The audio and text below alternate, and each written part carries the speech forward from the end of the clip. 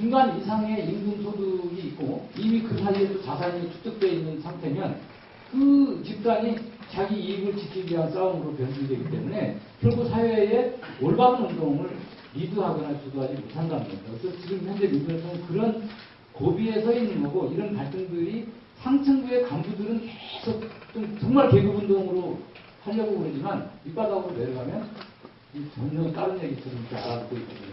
전체적으로 그걸 대한 인식을 달리 하시고 계급을 새로 재편하면서 조직해야 된다 이렇게 보고 있습니다.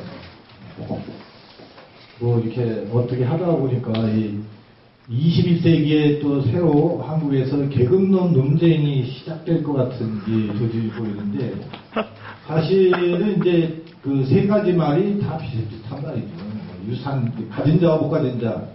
원래 우리나라에서는 이제 부르주아 프롤레타리아를 유산계급, 무산계급 이렇게 애초에 번역을 해서 쓰고 그랬고, 그리고 이제 뭐 아시다시피 부르주아 프롤레타리아는 이 자본가 계급, 노동자 계급을 불어로 부른 말이죠. 그래서 서로 이 동색이라고 뭐 이런 거고, 그래서 이 계급을 새로 어떻게 정의를 하고 또 이렇게 재구성을 하고 하는 얘기가 나왔는데, 그 또 더 근본적인 거는 사실 그렇죠. 계급 패러다임이라는 것이 오늘날 한국 사회를 이해하고 설명하는데 또 이 사회를 변화시키는데 타당한 그런 패러다임이냐, 이런 근본적인 사실 이 이슈도 있습니다. 뭐 마침 저기 그 얘기가 나와서 김두수 선생하고 조영현 소장께서 또 그렇고 윤석열 위원장도 그렇고 민노당 초창기 멤버들이고 그래서 뭐 하실 말씀이 많으실 것 같아요. 우리 김두수 선생님 한 말씀 하시죠. 예, 김두수입니다. 제가 2000년 민주노동당 창당기획국장을 했습니다. 그래서 당시에 민주노동당이 만들어질 때 제가 당명으로 사회민주당을 기획해서 올렸는데, 어쨌든 지도부가 제가 볼 땐 용기가 없어서 결정을 하지 않고 당헌 투표에 넘기는 바람에 민주노동당이 되었습니다. 저는 그때 녹색 3인당을 했습니다. 네. 그래서 뭐 어쨌든 지금 와서 돌아보면 사회민주당은 신상조였던 것 같습니다.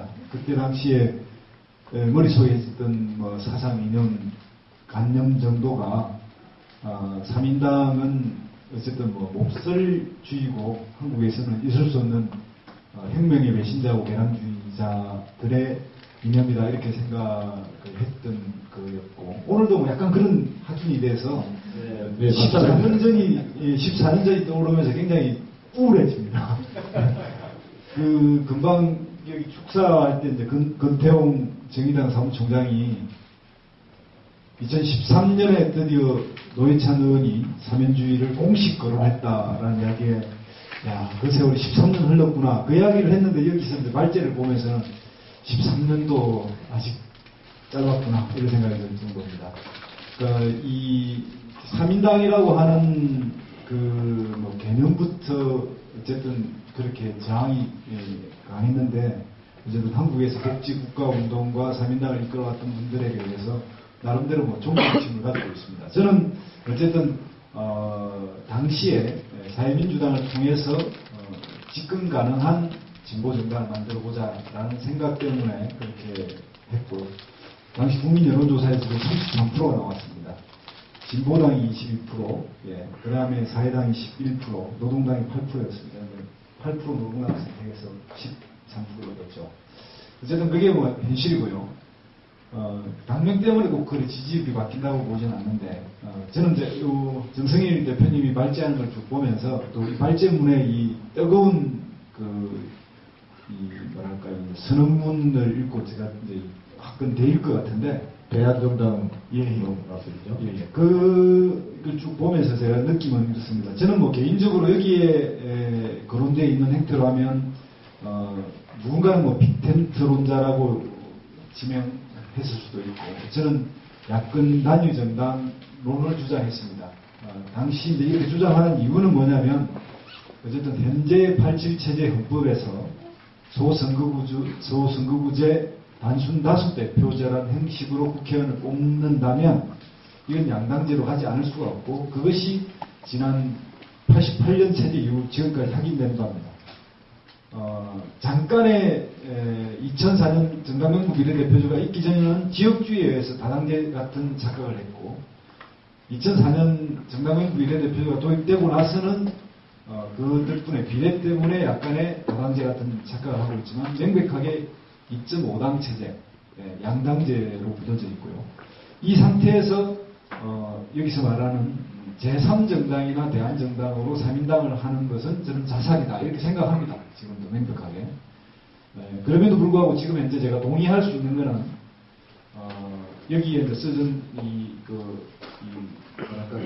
제안문처럼 2014년, 15년, 16년을 거쳐가는 이 과정이 그 유일한 기회, 시기적으로 본 기회다 이렇게 생각합니다.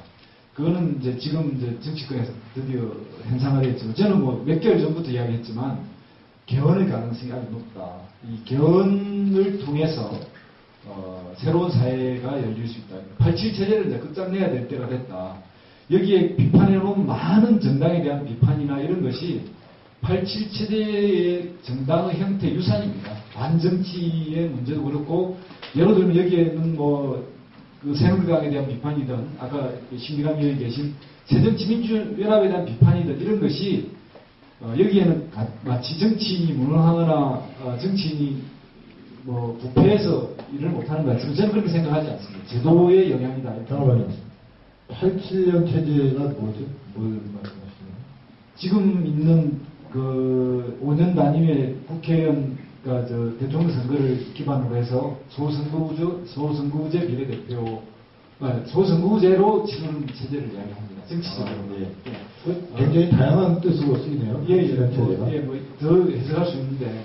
근데 이제 어쨌든 그런 측면에서 보면, 흔히들 대통령제는 양당제의 뭐냐면 중앙당이 약하고 또 소선구제의 양당제하고 오픈 프라이머리도 궁합이 맞는 제도적 특성을 가지고 있고 이 내각 책임제 같은 제도를 가지고 있으면 다당제라든지 비례대표제와 연동되어 있고 이런 형식으로 강한 중앙당을 구성하고 있기 때문에 그런 형태로의 소위 정치관계법의 변화가 없으면 현실적으로 이야기하는 지금까지 십몇 년 동안 이런 경문이 몇 번 나오지 않습니까? 그때마다 이때가 전환기 위기고 이제야말로 혁명적 시기고 이런 이야기를 다 해왔지만 한 번도 저는 성공하지 못했다고 봅니다. 물론 이제 정당이 존재하지만 그런 형식으로 본다면 지금 이 복지국가 운동이든 또 삼인주의를 통한 또는 또 제3정당의 어쨌든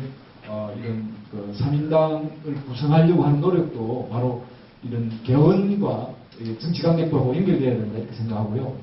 그런 점에 있어서 오늘 그 정의당에서 이제 우리 그 원내대표이신 심상정 의원이 한겨레 신문을 보니까 개헌론을 어쨌든 좀 더 비판하고 정치관계법을 우선 개정해야 된다는 듯이 이야기를 했는데 그건 내용은 맞습니다. 내용은 맞지만 흐름상 전략상으로 본다면 개헌을 검증하고 이 개헌 속에서 반드시 정치관계법이 같이 개정되지 않으면 개헌이 알맹이 없다. 이런 접근이 필요하지 않나 이런 생각이 들더라고요. 네.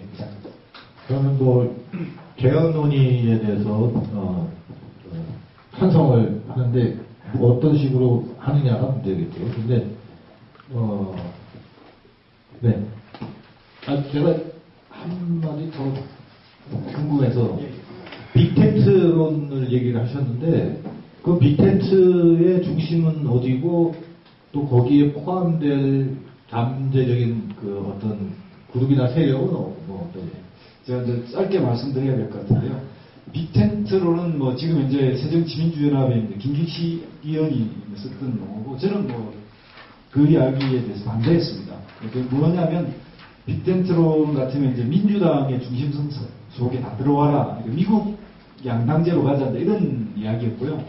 저는 이제 굳이 분류를 하자면 야권의 단일 그 대한정당으로 그걸 극복하자는 주의로서 이제 2010년에 제가 이제 100만 밀란이라고 하는 대중운동을 했습니다. 그때는 뭐냐면 일종의 말하자면 이제 민주당 해체론이었습니다. 그래서 단일 전선으로 모이자. 그러니까 그거는 뭐냐면 2012년이 대해전인데 총선 대선이 같이 있는 해인데 이게 이기려면 브라질 PT당처럼 정파 등록제 정파를 인정하고 그 당 내에서 같이 공동정부를 구성하는 방식으로 이기지 않으면 못 이긴다라는 주장이어서 빅텐트론하고 뭐 비슷하다고 느끼는 사람이 있지만 저는 좀 달랐다 이렇게 생각을 하고 있습니다. 네, 좀 분명하게 차이가 있는 것 같습니다. 김기식 씨가 얘기한 거하고. 네. 네, 정의당 부서 진보정의연구소 소장 조현현입니다. 소장직은 잠깐 내려놓고 자유롭게 말씀 좀 해주세요.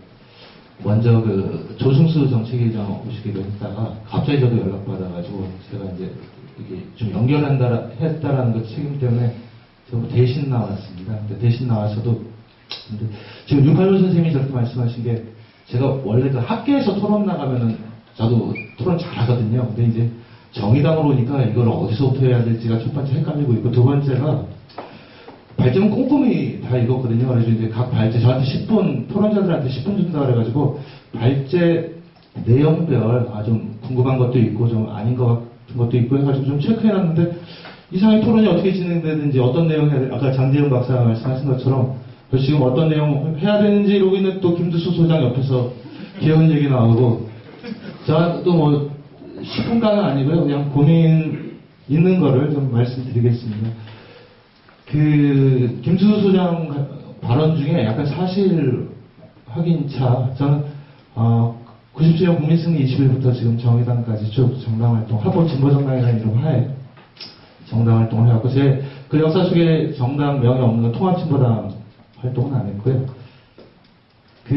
당명 결정사항에 있어서 당시 지도부가 결정했으면 그냥 갈 수 있지 않았냐. 저는 그건 사실과 다르다. 그때는 당명은 당원 투표로 맡기기로 돼 있었기 때문에 제가 이 말은 그냥 에피소드로 드리는 이유는 정승일 박사 그 발제문에 보면은 대단히 저희 정당운동 하는 사람들이 경청해야 될 것들 많지만은 너무 개인의 확신에 취한 그 단정적 표현들이라든가 사실과 좀 다른 표현들이 군데군데 눈에 띄기 때문에 이게 왠지 토론하기가 대단히 거북한 그런 부분이 있기 때문에 저는 정치사를 전공하기 때문에 그 사실관계에 있어서만큼은 어떤 주장을 하고 어떤 입론을 세우든지 간에 사실관계 자체를 좀 잘못하면 좀 얘기하기가 좀 어려워지는 서로 간에 제가 소통하고 공감해서 지금 포럼이 얘기하는 사회민주주의 복지국가를 뭐 이룩하든지 그거에 가는 여러 가지라든가 반대 의견을 해야 돼서 소통과 공감의 전제가 막히게 된다 그럴 경우에는 그건 미리 말씀드리고요. 저는 오늘 어떤 얘기를 할 건가 고민하다가 이런 좀 말씀을 드리겠습니다. 지금에 있는 대한민국의 현실부터 좀 봐야 된다. 저는 그런 속에서 좀 얘기가 돼야 이걸 노동자로 호명할지, 시민으로 호명할지, 운동이 정말 더 중요하고 아니면 정당이 중요한지, 위인지 아래인지 이런 얘기가 되는데, 대한민국의 현실은 저희 다 그거 알고 있는데, 이상하게 토론에 나오면 그 얘기는 좀 얘기하다가 갑자기 자기 주장으로 비약해버리더라고요. 전 대한민국의 현실에서 대단히 큰 문제는 70년대, 80년대 상당히 커다란 사회적 변화가 있었음에도 불구하고 아까 김수수 소장이 이야기하신 정치적 측면에서의 87년 체제, 정당 체제가 그 변화와 새로 나타나는 긴장과 갈등을 담고 있지 못하다. 상식적으로 제가 사회와 정치의 간극이 대단히 커지고 멀어지고 있다고 괴리라는 것을 못 메꾸고 있기 때문에 여러 가지 사람들이 대단히 불행해하고 힘 빠지고 있다라는 게 전 첫 출발이고 두 번째가 다양하게 변화하고, 급격하게 다양하게 변한다는 것은 노동자가 2012년 통계청 자료를 보면 71%가 임금 근로자, 아까 그럼 호명을 어떻게 하든지 간에 일하는 사람들의 71.3%가 임금 근로자이고, 즉 노동자라는 거죠. 이 노동자의 이해가 하나로가 된다면 저희들이 노동자로 호명하든지 노동 계급을 호명하든지 괜찮은데 그게 하나로 안 되고 이해관계가 다양해졌다는 거죠. 이 이해관계를 그럼 어떻게 묶어낼 것이냐를 운동하는 분들이라든가 정당 하는 분들 그 고민하고 있죠. 안 하고 있으면 저는 그건 운동도 아니고 정당도 아니고 진보자를 빼더라도 저 보수 정당도 그런 고민 한다라고 봅니다. 근데 이걸 어떻게 묶어낼 것이냐에 대해서 아까 우리 임성규 지도위원께서 말씀하신 거에서 이제 꼭 그런 표현 아니죠. 뭐뭐주의라는 거에 대해서 많이 시달려 왔죠. 반공주의와 자기 검열도 있었고 과거 아까 우리 이태영 대표께서 했던 거예요. NLPD라는 사고체 논쟁에서 상당히 그 소모적이고 비생산적으로 하면서 감정적인 싸움까지 가게 되는 이런 거에서 이념이라든가 뭐뭐 주의에 대해서 스스로 거북스러워하는 근데 이해관계가 다정했을 때 그걸 묶는 방법 중에 묶어내는 방법 중에 하나가 과거의 경직된 이런 것이 아니라 이념이 없이 과연 묶어낼 수 있는가에 대해서 우리는 이념에 대해서 좀 더 열린 사고를 해야 된다라는 생각이 들고 저는 정당이 지금 이 모양 이꼴되고 진보 정당이 이 모양 이꼴됐다 하더라도 정당이 기본적으로 자기 역할은 사회적 갈등을 조직해서 정책의 문제를 만든다. 이 부분 갖고 있어요. 사회적 갈등을 조직한다라는 거에 대해서 정당의 역할이 있고 저는 이건 운동이 한다는 것은 참여를 풍부하게 하고 문제제기를 열심히 할 수 있지만은 지금 개떡 같은 정당이라 하더라도 그 정당을 통하지 않고서 이 문제를 해결하기는 여전히 요원하다라는 생각을 다른 한편에 하고 있습니다. 그다음에 이념이라는 것 그리고 아래와 위가 만난다는 것에서의 정당의 역할이라는 것이 분명히 다른 논리를 갖고 있다는 추론에 속에서 어떻게 만날 것이냐라는 것. 제가 이런 말씀 드리는 것 중에 저희가 정치를 막 공격할 때 정치공학, 선거공학 얘기 저도 뭐 쓰고 있지만 스스로 정치에 대해서 대단히 부정적인 인식을 만들어낸다. 저는 그 정당이라는 것은 모름지 다 상식적으로 얘기하는 것처럼 직권을 꿈꾸고 있는 사람들의 별사치고 그들은 자기 이익을 갖고 있는 거죠. 자기 이익을 통해서 공익을 만들어내고 사회 전체를 어떻게 좀 나은 걸로 구성할 것이냐 이렇게 되는 게 저는 이제 정당의 상식이라고 보는데 그런 얘기가 없이 정치공학, 선거공학이라는 말 하나로 권력 집단, 권력 추구하는 집단의 정당이고 어떻게 자신의 이익을 추구하면서 공익을 얻는가 이렇게 관점이 전환되지 않고서는 정치하는 사람들 대단히 이게 뭐 마지막 얘기를 좀 정리해서 하겠습니다.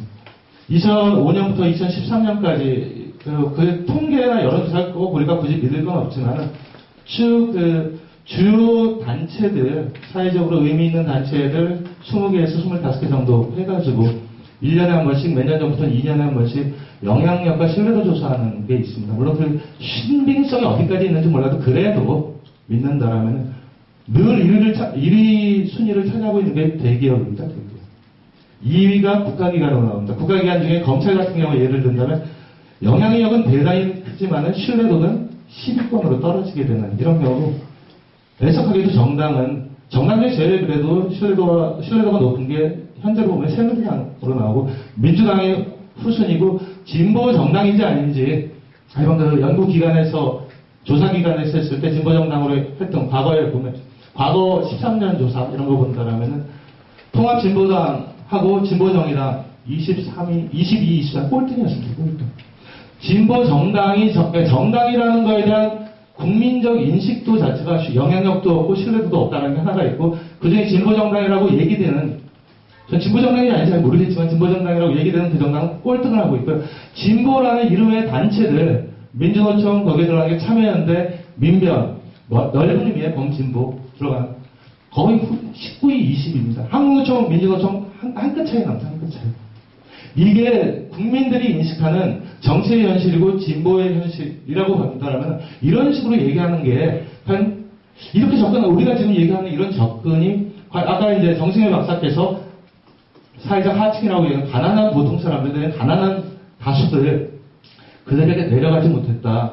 한편으로 인정과 동의하지만 내려가지 못했다라는 게 문제의 전부인가는 아니라고 좀 보고요. 문제의 출발일 수는 있지만 그들을 어떻게 조직할 것이냐에 대해서 좀 더 깊고 심도 깊은 얘기가 있어야 되는데 정승일 박사께서 이제 한 것 중에 제가 좀 의문나는 게 가장 중요한 덕목은 품성이다. 휴머니즘이고 인간 됨됨이고 전 대단히 좋은 말이고 근데 그 다음에 붙는 말이 사리 사역 헌신과 봉사의 삶과 정신 정치공학과 선거공학에 물들지 않은 이들을 모아가지고 첫 출발을 대한정당을 이끌어가는 사람들로 구성하겠다. 저기서 꽉 막히더라고요. 일단 이런 분들이 우리 주변에 있는지 있을 수 있다. 그분들이 대한정당을 이끌는다? 전 그 정당 오래 못 간다. 왜냐하면 권력이라는 거에 대해서 이렇게 해놓고 와서 당신들 정말로 과거 우리 80년대, 70년대 학생운동, 혁명이 저기에 있으니까 지금 우리 열심히 한번 혁명을 꿈꿔보자. 전 이런 식으로 들린다는 거죠. 이런 분들이 있을 수 있다, 있는지 없는지 모르겠지만 있을 수 있다라고 생각할 수 있는데 그분들이 정당의 뭐 리더가 돼가지고 대한정당이 이끈다? 전 그건 진짜 두 손 두 발 다 들고 결사반대합니다. 이런 걸로는 정당이 성공할 수 없다. 정치 있는 그대로 권력 있는 그대로 봐줘야만이 그 더러운 정치가 정말 더러운 거죠. 권력이 얼마나 추악하냐. 정말 위험하고. 하지만 그걸 통해서 세상은 진행돼 왔다는 거죠. 이런 현실 있는 그대로부터 출발하는 것이 대한정당도 제대로 된 정당을 쓰지 않을까 하는 그런 생각을 갖고 있습니다. 이상입니다.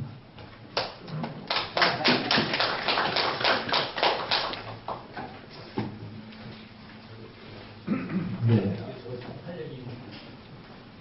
예. 짧게 하실 거죠? 네. 정승일 박사님 질문을 드리고, 제가 이제 정 박사님이 아니니까 정확하게 똑같은 생각을 가지고 있는 건지는 모르겠는데, 또 그 자체를 또 고패를 하는 것 같아요. 저는 이제 민주노동당 경험을 보면서, 진보운동은, 특히 진보정당은 기존의 새정치연합을 포함한 기존의 정당들하고 분명히 달라야 되는데 뭐가 달라야 될까 생각해보면, 그동안에는 민주노동당이 분명히 다르려고 몸부림을 쳤는데 국회의원이 10석이 되던 해에, 그리고 220여만 명의 지지를 받았던 2002년도 지자체 선거 요 사이에 2003년도에 제가 민주노동당의 회계감사를 맡아서 4월달에 전당대회 할 때 무대에 올라가서 그때 당시에 바뀐 당의 대표와 사무총장한테 연간 예산이 38억이다가 지자체 선거에서 지지율이 높고 지자체에서 당선자들이 많으면서 국고가 나와서 1년 예산이 100억으로 늘어났는데 그냥 38억 예산 가지고 앞으로 계속 집행했으면 좋겠다. 당대표하고 사무총장이 약속을 해달라. 왜냐하면 가난한 정당에 갑자기 돈이 많아지면 부패가 생기고 이것이 다른 정당들하고 차별화되어 오면서 국민들한테 지지를 받아왔던 것이 조그마한, 예를 들면 새누리당이 100억 원짜리 부패를 터뜨린 거하고 민주노동당이 1000만 원짜리 부패를 터뜨리는 거하고 똑같은 비중으로 충격을 받게 될 거다. 그래서 돈을 아껴 쓰고 정말 필요할 때 우리가 제대로 승부를 한번 걸어보자. 그리고 그게 시작이었어요. 민주노동당이 분열될 즈음의 회계감사 결과예요. 굉장히 터뜨리면 곤란한 일들이 많이 발생했었거든요. 요거 하나. 그 다음에 그 사람들이 어디에 있었냐면 지금 현직 내지는 내노라는 국회의원들 주변에 있었던 사람들이 여의도에서 저지른 매우 말하기 힘든 그런 것까지 포함해가지고 상당히 진보정당으로서 역량과 자질과 도덕성이 떨어지는 사람들이 많았었단 말이죠. 저는 그래서 앞으로 새로 당을 만든다면 당만 지키는 사람들이 필요하다는 겁니다. 저는 예를 들어서 제가 그 당을 만드는데 중용으로 나선다면 저는 국회의원뿐만 아니라 공직에 출마 안 합니다. 당의 규율을 잡는데 헌신하겠다는 겁니다. 당원들을 그냥 무작위로 받으면 안 됩니다. 진보정당. 일단 원하는 사람이 있습니다. 진보정당이 상당히 잘 나가면 막 오거든요. 당원 가입하겠다고. 그럼 그 사람을 내칠 수는 없지만 적어도 이러이러한 소양교육을 받아야 됩니다. 예의 바르게 얘기하고 그 소양교육을 받은 다음에 당원으로 받아들이면서 이 당원이 되면 앞으로 당내 민주주의를 위해서 이러이러한 역할을 하셔야 된다라고 약속을 받아야 된다는 거예요. 당이 밑바닥까지 깊이 살아있어야만이 이 당은 당의 정책과 민주성을 유지하면서 오래갑니다. 그렇지 않으면 공직에 진출한 몇몇 힘 있는 사람들에 의해서 당이 다시 지지고 갈기고 갈라지면서 지금 영향 욕구를 다시 되게 돼 있거든요. 그런 것 때문에 저는 정승일 박사께서 그 제안문에 들어가 있는 그 내용에 대해서 적극적으로 찬성하는데 저하고 마음이 똑같은지는 잘 모르겠어요. 지금 권력을 가지고 있는 또는 국회의원직을 유지하고 있는 무엇이 이름을 밝히면 안 되잖아요. 근데 저는 볼 것 못 볼 것 다 봤습니다. 그리고 저랑 밤에 위원장할 때 양당의 대표들 모아가지고 그렇게 약속했는데 당에 돌아가면 아무것도 안 하는 그런 정말 무책임한 것들도 봤고요.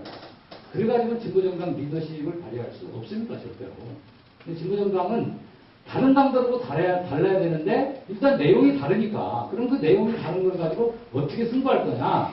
적어도 권력을 가진 공직에 진출한 사람들이 당의 질서에 부응할 줄 알아야 된다. 내가 독립된 헌법기관인데 왜 당에서 나를 이래라 저래라 하는 거야.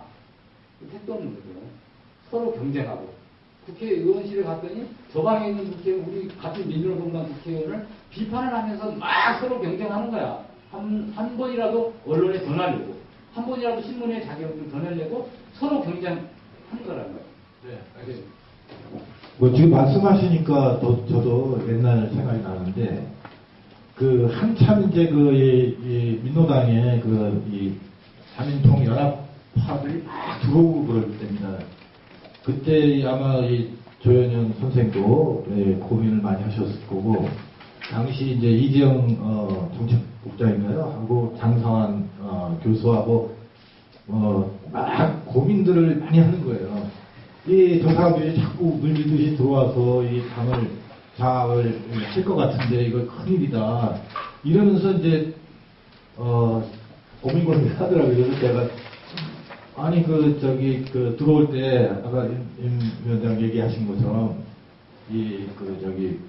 서명도 받고 선서도 만들고 그리고 안 되냐 그랬더니 정당법에 그게 없대요. 들어오는 사람은 못 막는 제도예요. 아무나 다 들어올 수 있게 돼 있다고 그러더라고요. 그래서 아까 김두수 선생 개헌 얘기 하시고 그랬지만 그 개헌도 해야 되고 이 정당관계법 같은 거 소선구제도 중대선거구제로 바꿔서 소수정당이 뭐 양당제를 펴신다면 좀 다르겠지만 뭐 이런 것들이 더 필요하지 않나. 바로 이제 그런 것도 필요하다는 얘기죠. 그죠? 그래야 당의 정체성이 유지되고 살지 않겠나. 그런 생각이 들었습니다. 자, 이제 질문을, 좀 이따 하시네요, 두 분? 네. 열린 토론입니다. 자, 그러면, 저희 김순 소장님과 조현현 소장님께 두 분 질문을 좀 드리고 싶은데요.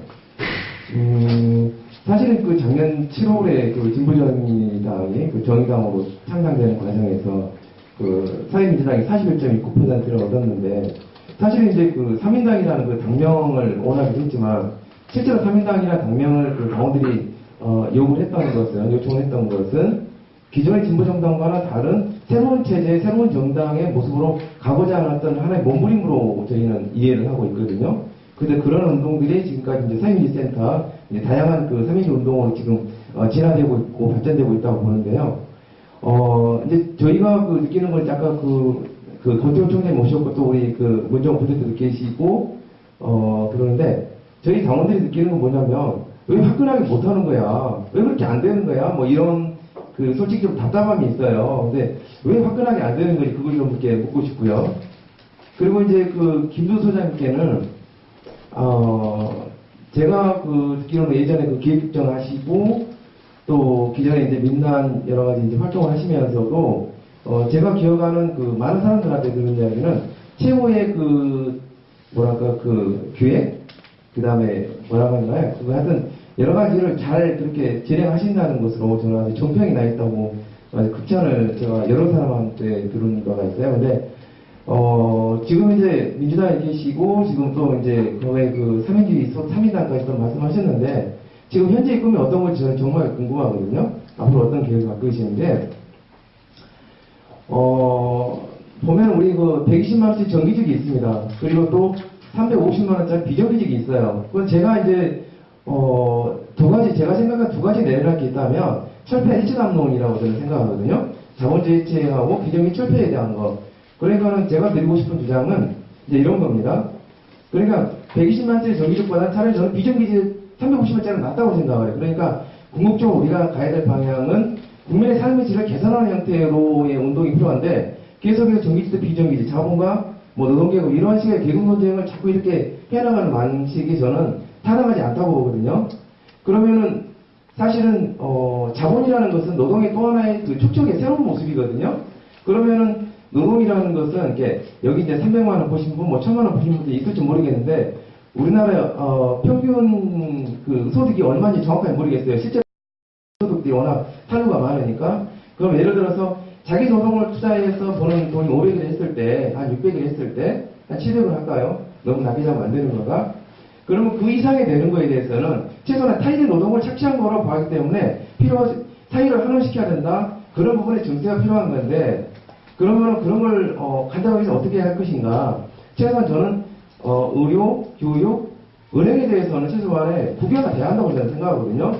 그럼으로써 자유롭고 평등한 복지국가를 만들어갈 수 있다고 완성 지정이 된다고 생각을 합니다. 이게 말하자면 뭐냐면 우리가 지금 당대 이루지 못하더라도 최소한의 그런 꿈을 갖고 가야 되는데 지금 저 민주당에 계시는데 다들 한계를 느끼실 건데 이거를 어떻게 혹시 그 사회 체계를 세상 바라보는 사회상에도 좀 듣고 싶고 이걸 어떻게 이루고자 하는 어떤 그런 계획들이 여전히 그 3인당 꿈꾸시고 또 상인지를 꿈꾸시고 계시는데 어떠신가? 어떤 입장이 어떠신가? 궁금합니다. 네, 누가 발제하시고 누가 토론을 하시는 거지? 제가 먼저 질문 네, 이 발제하시는 분이 토론을 하고 오신 분한테 질문을 했습니다. 그 다음에 이제 그 이태영 대표가 예. 같은 질문인데 아까 그 야권 단일정당 지금 하자는 거 아니에요? 지금. 예, 그 이야기도 제가 네, 말씀드릴게요. 근데 그게 상인주의를 내버려 둔다는 거 아니죠. 네. 저 앞에 아까 당시 이제 2000년 1월 29일인가요? 민주노동당 때 원래 뭐 당원 투표로 당명을 정하기로 되어 있다라는 건 그때 당시 규칙은 아니고요. 이제 그렇게 지도부가 이제 결정을 그렇게 했죠. 본인들이 너무 부담스러우니까. 그러니까 이제 그래서 그랬는데 저도 그거는 뭐 약간의 에피소드라고 생각합니다. 그러니까 돌아보면 12년 전까지는 3인주의를 간철시킬 힘이 없었고 그랬기 때문에 제가 당명으로 사회민주당을 올려서 투표하는 데까지는 제 힘으로 해봤습니다. 어쨌든 그랬는데 어쨌든 1차 투표에서 이게 뭐 3등인가 4등이 하는 바람에 떨어져 나가고 두 당명 올라갔죠. 예, 그랬고요. 근데 저는 그 국민승리 21이라고 하는 조직을 만든 이유가 여러 이유가 있겠지만 소위 말하는 제야운동이 이대로 가면 몰락하니까 빨리 합법적 정당으로 전환하지 않으면 미래가 없다 이렇게 보고 그 운동을 했고 그렇게 해서 그 운동을 했고요.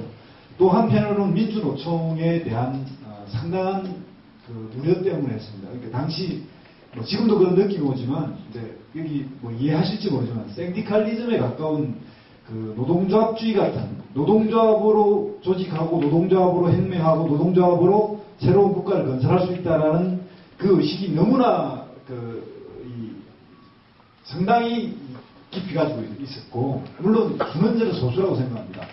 그런 의식들이 이제 빨리 전환하지 않으면 굉장히 불행하다 이렇게 봐서 이제 국민승리 21 운동을 제가 생각할 때 기획을 했고요.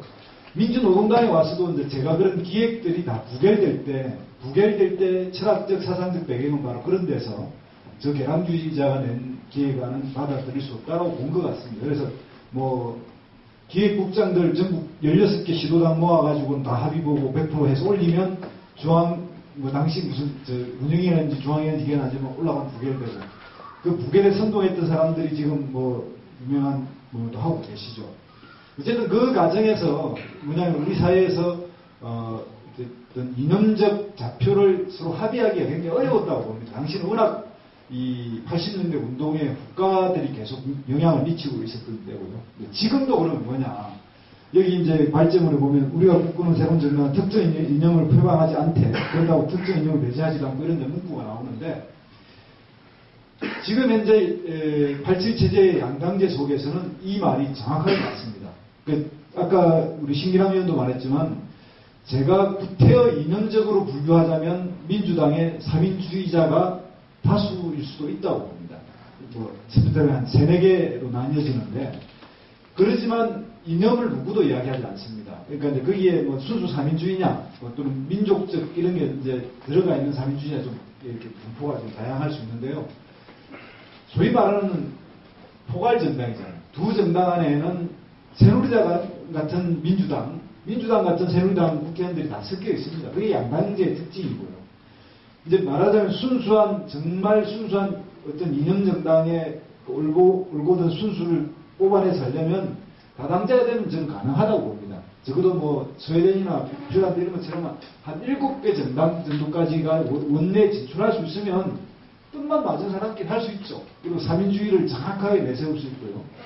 거기는 뭐 외국인 들어오는 거 반대하는 도 있고 해적당도 있지 않습니까? 물론 해적당은 원내에 못 들어갔지만 그런 걸로 보기 때문에 지금 현재 우리가 이제 추구하는 새로운 정당 운동이라 하면 정확하게 개헌과 선거관계법의 개정에 새로운 제7공화국을 열자라고 하는 제7공화국의 사회 비전 이런 거 연결되어 있는 그래서 이런 것을 실현해 가려고 하는 그 각각의 다당제에 기초한 이념을 주장할 수 있는 그런 당을 만들어가는 그런 어쨌든 논리적 정합성, 제도적인 상고성이 있는 것을 주장하면 된다는 겁니다. 그러나 이 개헌과 선거관계법 개정을 전제하지 않는 사민주의 정당을 이야기하는 것은 제가 볼 땐 백전백패의 주장을 하고 있기 때문에 대중으로부터 주목받지도 못하고 아무도 실현 가능성에 대해서 신뢰하지 않을 겁니다.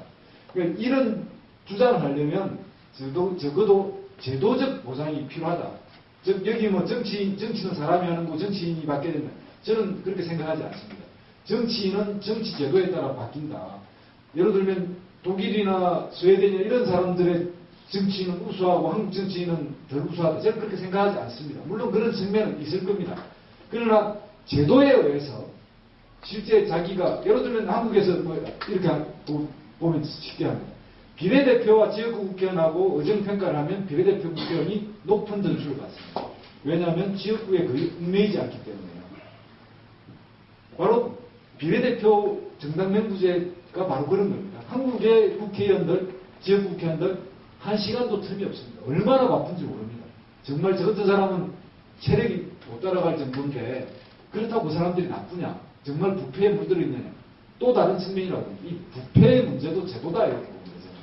예를 들면 후원회를 열 수 있는 구조를 열고 더 후원회에 접근 가능하게 요즘은 또 마일리지도 하고 뭐 조금 뭐 10만 원까지 이렇게 더 이게 이제 개선되어 왔지만 그래서 부패가 많이 줄어들었지 않습니까? 그런데 결국은 제도적 접근을 해야 된다 이런 생각을 가지고 있고요. 그런 측면에서 제가 바라보는 새로운 사회상도 제7공화국이라고 하는 새로운 비전으로 열었으면 좋겠다 이렇게 생각하고 있습니다. 그 제가 말씀드린 거는 그 자본과 자본주의를 바라보는 시각 그러니까 현재 그 대한민국 체제에서 조금 고쳤어야 되는 거 아니냐라고 생각하고 계시는 건지 그렇잖아요. 근본적으로 새로운 그 자본주의 재구성이 필요하다고 보시는 건지. 예, 저 같은 경우에는요. 어쨌든 뭐 사실은 80년대 학생운동의 효과를 받아서 사민주의는 개당주의라고 생각한 게 93년까지였고요. 93년부터 2000년까지는 제가 사민주의자로의 전환이 있었는데 당시 이론적으로 그 부분에 대한 해박한 지식을 가지고 있지는 않고요. 오히려 2000년 들어오면서 우리 유판구 선생님이나 뭐 주대한 선생님, 그때 정영태 선생님 이런 분들이 사회민주주의 연구회라는 걸 조직해서 그때 공부하면서 비로소 좀 더 이제 뭐 베른슈타인 책도 좀 보고 주대한 씨는 아닙니다. 그때 같이 했습니다. 시작은 같이 했고요. 그 뒤에 이제 그러면 조봉한 말은 아니지. 아니 그때 같이 했습니다. 시작은 2000년에는 같이 했고요.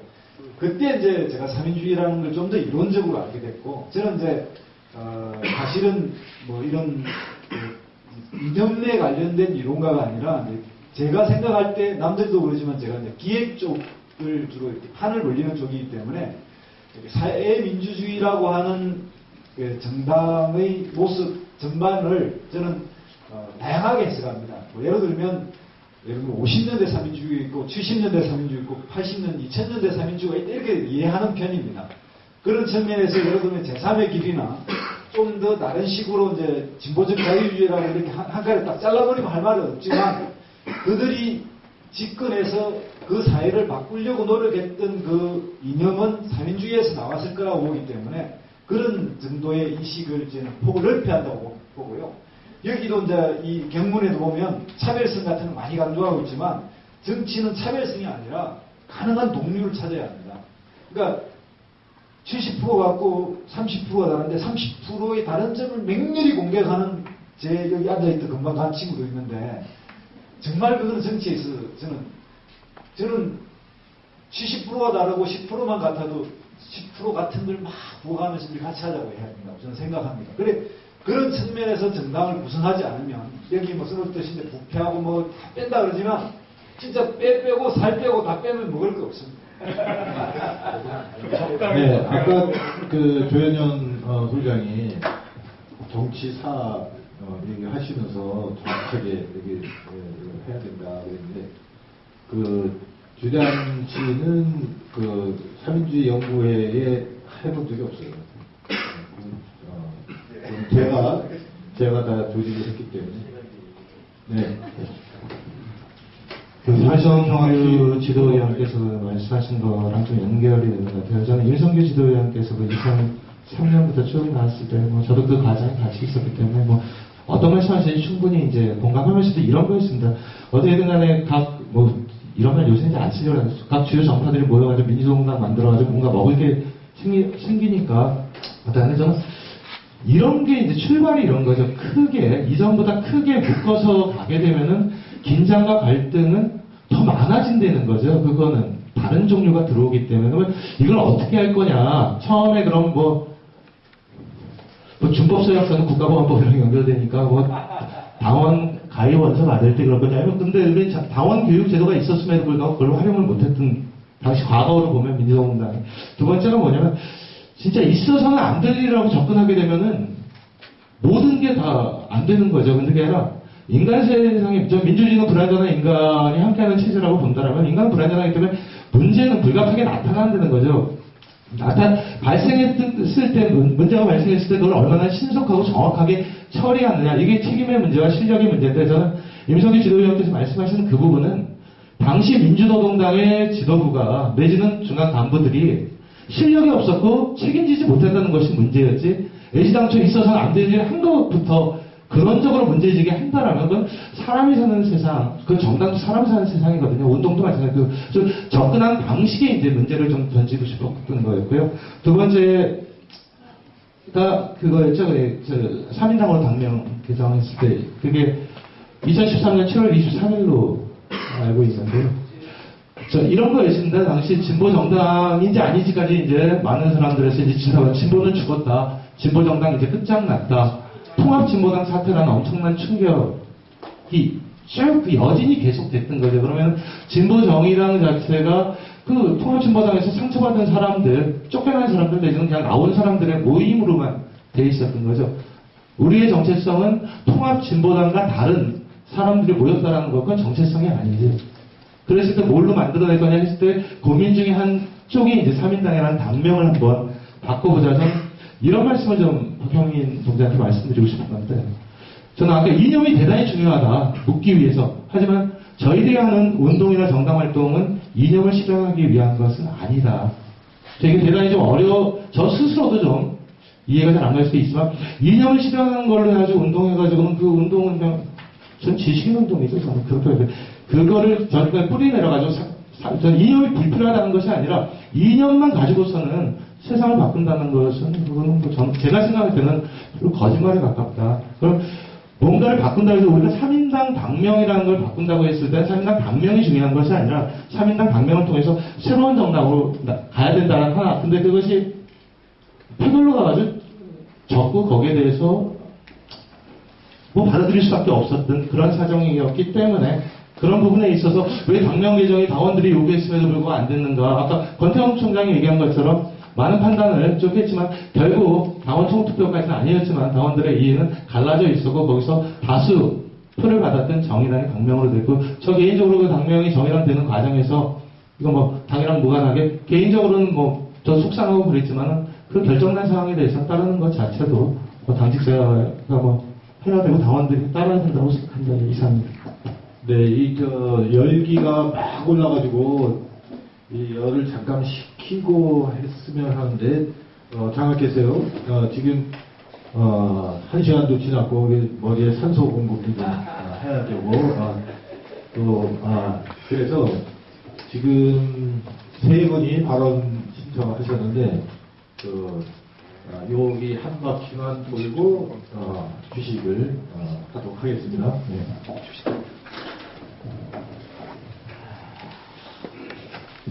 네, 이야기를 1시간 가까이 듣고 있었습니다. 저도 단체를 대표해서 왔고 청년단체에서 국지국가 사회민주주의 대표해서 왔기 때문에 그냥 뭐 필터링 없이 그냥 객관적으로 제 개인적 생각 그리고 이런 정도의 논의들이 청년 세대에 어떻게 와닿을 것인지에 대해 말씀을 좀 드리겠습니다. 왜 우리가 기존의 복지국가 운동과 사회민주주의 운동이 안 되는가에 대해서 저는 열심히 1시간 동안 배웠던 것 같습니다. 네, 어떤 정도의 생각, 저는 사실은 제가 이렇게 듣기로 봤을 때 정말 좋은 말씀드렸는데 이렇게 머릿속 논리적으로 정리된다기보다는 상당히 흐트러지는 방식으로 갔었는데요. 왜일까를 계속 그렇게 1시간 동안 생각을 했었는데 여전히 담론만 무성하고 실체가 없는 이야기인 것 같다라는 얘기가 좀 개인적으로 생각이 들었습니다. 제가 개인적으로 되게 좋아하는 경구가 이제 왁스가 얘기했던 지금까지의 이제 역사들은 그 역사를 해석하기만 했었는데 진정 중요한 건 병역시키는 거다라고 이렇게 들었었는데요. 사실 청년들 삶도 아까 정승희 박사님도 말씀해 주셨지만 정말 많이 고달프고 정말 많이 어렵고 정말 많이 힘든데 마찬가지로 다양한 세대들이나 일반 대중들의 삶도 그와 마찬가지일 거라고 저는 생각을 합니다. 그런데 지금 이런 정도의 논의를 가지고 당면한 사회 문제들을 어떻게 풀어낼 것인가에 대한 논의가 사실은 어떻게 갈 수 있을까라는 게 아직도 사실은 좀 감이 잘 오지가 않는데요. 예를 들면 일반 국민들이 지금 가지고 있는 생각 중에서 개헌이고 정치관계법이고 경제민주화하고는 나랑 별 상관없는 개인적 얘기입니다. 그게 바뀐다라고 해서 지금의 삶이 조금이라도 개선될 것이다? 저는 그렇게 생각 안 합니다. 개인적으로. 왜 그렇게 생각을 하지 않느냐면요. 저도 지금 저희 청년단체 만들어지고 나서 처음으로 언론에서 얘기한 게 국민연금 행동 들어갔고 국민연금공단 이사장 면담을 청년 입장에서 했는데 실제로 봤을 때 다양한 사회에 있는 구성원들이라고 하시는 분들이 사회에 대해서 어떻게 고민하고 있는가를 이렇게 천천히 봤는데 저는 아주 놀라운 걸 사실 발견을 했습니다. 첫 번째 이제 연금이랑 의료랑 주택이 있었는데요. 제가 아주 단순한 질문이었는데 연금, 기초연금 저도 투자행 열심히 참여했습니다만 10만 원 주냐 20만 원 주냐 논쟁이 왜 중요한 것인지에 대해서 제가 잘 모르겠더라고요. 그게 어떤 정치적 정책적 설계에 따라 다르겠죠. 제도적 설계에 따라 달라질 수 있는데 저는 한 가지 좀 우리가 진보진영권이나 한나라 새누리당이나 민주당이나 정의당도 마찬가지로 소가를 좀 말씀드리면 왜 노인들한테 우리가 기초연금을 줘야 되느냐라고 한 거에 대해 토론 한 번에 해본 적이 있는가? 그리고 의료 민영화, 영리화 과정에서 엄청나게 경로, 반로, 일박이 일어나고 있는데 원격으로 하느냐 마느냐 이거 물론 중요한 문제인데 의료라는 것이 경제 활성화 정책으로 볼 수 있느냐 아니면 인간의 필수품으로서 국민의 삶의 기본을 지켜나가야 되는 관점에서 해석을 해야 되느냐 이런 것들에 관련해서도 진보진영 내에서 사실 논쟁이 일어난 적이 있었는가. 그리고 또 하나 더 말씀드리면 주택정책 같은 경우에도 지금 민주화 세력이나 386 세력이나 아니면 산업화 세력이나 다 집 한 채씩 가지고 계시고 사실은 내 집 오르는 거 기뻐하시고 이건 저희 부모님도 마찬가지니까 말씀드린 겁니다. 그런 정도의 상황에서 대출 금리를 낮게 해주는 정책이라는 것에 대해서 그렇게 하면 안 된다라고 얘기하는데 왜 안 되는 건가 도대체? 저는 이런 정도의 기본적인 강론적 의미에서의 우리의 토론들이 충분하게 이루어졌는가라는 것을 좀 저희 선배님들한테 여쭤보고 싶은데 제가 이해하고 있는 사회민주주의, 제가 이해하고 있는 정치로서의 사회민주주의 가치는 말 그대로 지금 당장 이 살아가고 있는 삶을 정치로서 개선하겠다라는 것을 제도와 정책으로서 정치 이념으로서 보여주기 이전에 실생활부터의 운동이었다라고 저는 개인적으로 해석을 하는데 실제 지금 오늘만 사실은 이렇게 나온 논의만 가지고 일반 대중 앞에서 이 논의를 갖고 설득하다고 하면 단 한 명도 사회민주주의를 바꿀 수 없다고 저는 개인적으로 생각을 합니다. 이 기본적인 논제라고 하는 것들 사실은 막스 웨버나 베블러를 얘기했던 자본회계 합리성으로 갈 거냐 아니면 사회적 회계로 갈 거냐 이런 것들에 대한 입장 표명도 사실은 내부에서 정리되는 것 같지가 않다라는 기본적인 생각이 사실 들었는데 아까도 진보정당이 내용이 다르다라는 것을 진보정당끼리 알고 있다라고 말씀하셨는데 진보정당끼리 내용이 다른 건 진보정당끼리 알아서 뭐합니까? 국민들이 진보정당이 어떤 정도의 정책 이념을 갖고 있는지에 대해서 기본적으로 정의당과 그리고 통합진보당과 그리고 기타 여러 가지 정당들이 있겠지만 그 정당들이 내세우고 있는 주요 쟁점 사안에서 어떻게 입장이 다른지를 전혀 모릅니다. 저는 앞서도 제가 발제했지만 정치에 관심이 없거나 그저 그렇다고 답변한 대학생층이 70%가 넘었습니다.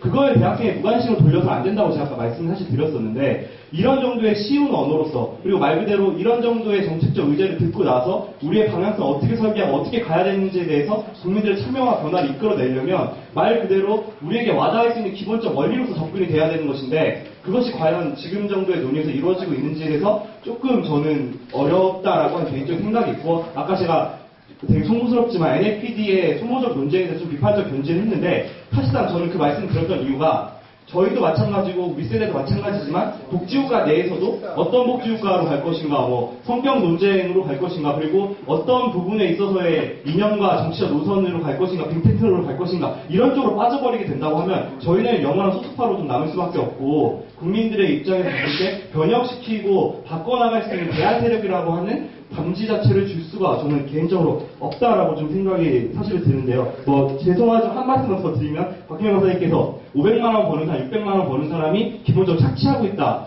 이제 이 구조로 전 접근된다고 하면 복지국가 못 만든다고 생각합니다. 왜 500만 원 버는 사람, 600만 원 버는 사람도 일반 시민이고 일반 노동자입니다. 그 사람들이 복지국가 만들었을 때 어떤 이익과 그 사람들이 바라봤을 때 복지국가를 만든다라는 것이 자기 이익을 뺏기는 것이 아니라 말 그대로 나도 지금 살고 있는 삶을 영위하면서 더 나은 삶을 살아가는 방식으로 설명되지 않으면 어떻게 그 사람들을 움직이겠습니까? 그럼 말 그대로 지속적으로 소수파 운동으로 갈 수가 없는 측면인 건데 이건 저는 제가 봤을 때 혁명하자는 말씀이랑 크게 다를 바는 없다고 저는 개인적으로 해석을 하면서 마지막 말씀을 좀 마치면서 다시금 이 사회민주주의라고 하는 것과 사회운동, 그리고 청년운동, 시민운동, 노동운동이라고 하는 것들이 귀결돼야 될 종착점은 말 그대로 일반 대중이라고 하는 사람들에게 우리는 신자유주의식 관점과 그 경제 논리로서 대응하는 인간을 상품화하는 것에 대응해서 인간의 존엄성을 지키고 기본권을 강화하는 방식으로 사회를 재조직할 수 있다는 가능성과 실제 그런 정책들의 설계를 만들어낼 수 있고 그런 것들을 통해 정치를 새롭게 해석하고 국민들과 함께하는 그런 세력이 돼야 된다라는 식의 접근이 이루어지지 않는다라고 한다면 사실은 뭐 오늘 이렇게 의미 있는 포럼을 가졌지만 앞으로 사회민주주의, 한국 사회민주주의 운동이라는 것이 그렇게 밝지는 않을 것 같다. 그렇기 때문에 저도 뭐 20년 플랜 사실 내긴 했지만 이런 부분들에 있어서는 좀 어떻게 좀 바라보고 계신지 저는 선배님들 입장을 좀 들어보고 싶습니다. 그 뭐 글을 내면 시간이 많이 들고 아니 왜 저기 꼭 잠깐만 말씀드릴게요.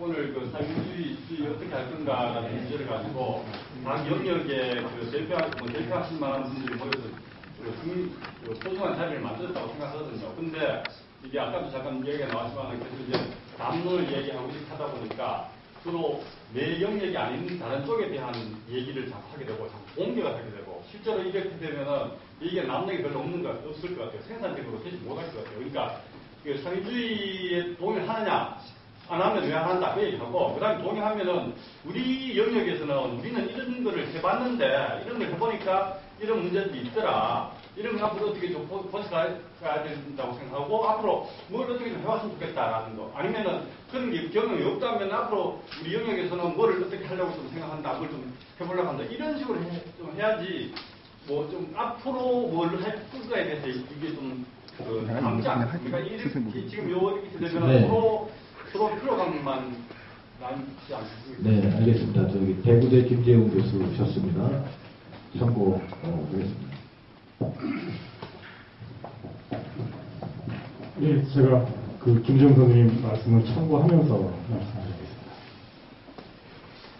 먼저 그 조현윤 소장께서 그런 말씀하셨어요. 이념이라는 게 과연 그렇게 소용이 있냐? 이념이 그렇게 필요하긴 하지만 실제 실천이 더 중요한 거 아니냐 이렇게 얘기하셨는데. 저는 예를 들어서 지금 정의당이 공무원 연금 문제 가지고 입장을 밝혀한 적이 있습니까? 제가 과거는지 모르겠지만 못 들었어요. 아주 현실적인 문제거든요, 지금. 민주노총과 관계된 문제고, 노동운동의 조직노동과 관계된 문제고, 더군다나 전 국민이 지금 관심 갖고 있는 일상생활의 문제예요. 왜냐하면 대부분의 노인들도 마찬가지고 제 친구들도 마찬가지고 국민연금을 못 받을 가능성도 많은데 저는 공무원 새끼들은 저렇게 많은 연금을 받고 있어? 분노하고 있거든요. 복지 문제예요. 보편적 복지 문제예요. 근데 정당을 이끄는 사람들이 그거에 대해서 퇴지도 발표를 안 해요. 토론회도 없어요.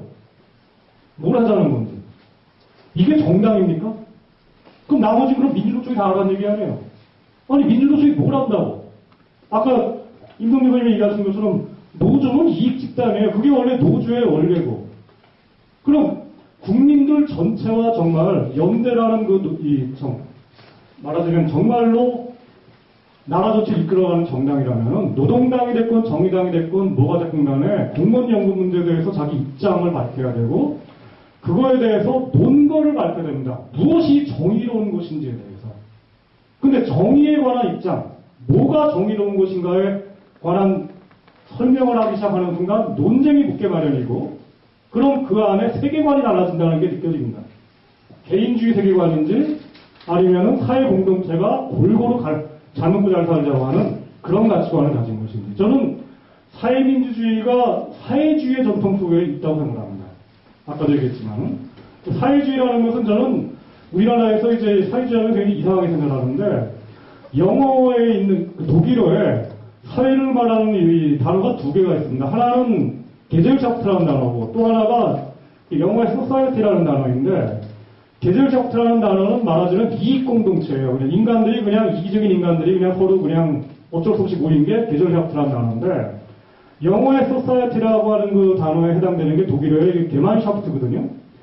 사회주의라는 말은 라틴어에서 나온 그 단어가 게마인샤프트라는 뜻입니다. 말하자면 공동체주의가 바로 저는 사회주의라고 생각하고, 사회민주주의는 그 전통을 여전히 갖고 있다고 생각합니다. 말하자면 자유와 평등에 대해서는 자유주의도 얘기를 하고 있죠. 자유와 평등에 대해서 얘기하지 않는 그런 근대적인 정신이 어디 있습니까? 다 얘기를 합니다. 칸트, 헤겔, 다 얘기를 하는데, 단지 그것을 5천만 국민 전체가 골고루 협동해서 공동체 정신에 의해서 가자. 이거를 사회연대 전략이라고 하죠. 그게 저는 그 핵심이라고 생각하고, 그런 점에서 저는 앞으로 제안을 하건데, 사회민주주의라든가 이런 개념 쓰지 말고 앞으로 사회 공동체주의라고 하자. 저는 그렇게 생각하고, 그것에 의해서 우리가 지금 직면하고 있는 여러 가지 현실들, 지금 가능한 저는 가장 중요한 키워드가 아까 이제 조윤 선생님께서 이거 논쟁에서 죄송한데, 가난한 사람들의 문제가 출발점은 될 수 있을지언정 그게 전부는 아니라고 생각하는데, 저는 감히 얘기하건데 그게 출발이자 끝이라고 생각합니다. 없는 사람들, 없는 자들, 전 국민의 지금 3분의 2가 달하는 사람들, 진보 정치에 질려버린 사람들, 이 사람들은 어떻게 하면 진보 정치가 함께 할 것인지, 이 문제를 풀지 못한다면 저는 한 발짝도 못 나가고 차기의 정권 교체도 불가능하다고 합니다. 정재원 선생님.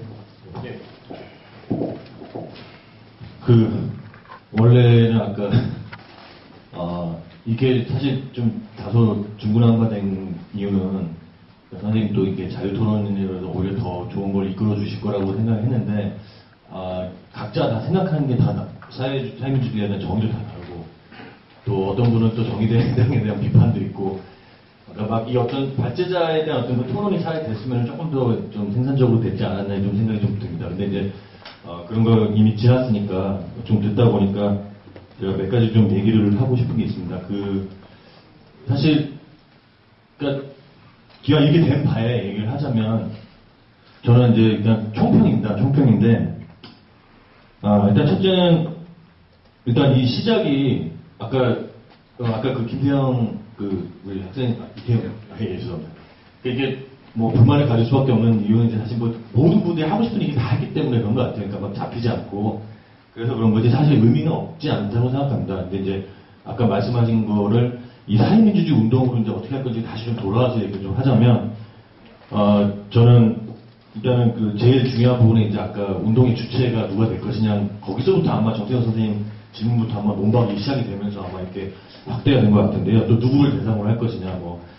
근데 저는 개인적으로는 이제 소위 사회주의권 국가를 연구한 사람이고 그쪽에서 뭔가 희망을 찾으려다가 그냥 절망을 하고 돌아온 사람입니다. 그리고 바로 옆에 복지국가를 왔다 갔다 하면서 또 느낀 점이 있었지만 그보다 더 중요한 것은 바로 그 세계 자본주의 체제 속에서 우리 한국과 같은 이런 비중심부 국가들에 있어서의 과연 한국 사회민주주의가 어떻게 과연 이룰 수 있을까 그 부분에 조금 더 관심을 갖고 있습니다. 그래서 예를 들면 그래서 이제 운동 주체에 대한 건 제가 봤을 때 이제부터 논의가 시작이라고 생각이 들고요. 여기서 뭐 1차 포럼에서 끝나는 것도 아니고 뭐 솔직히 이건 반 대중강연 비슷한 건데 그렇다고 또 완전히 대중강연도 아니기 때문에 여기서 모든 걸 다 할 수 있다고 생각하지 않습니다. 다만 이제 그분은 정말 끊임없는 논의인 것 같고요. 그냥 아까 그러한 서유럽이 아닌 북유럽이 아닌 국가에서 설사 사회민주주의는 아니더라도 이러저러한 좌파 정당들이 집권을 하고 나름대로 뭐 성공을 하든 뭐든 하고 있습니다. 예를 들면 베네수엘라 같은 그런 지역이 있는데 뭐 물론 이제 석유가 없으면 불가능한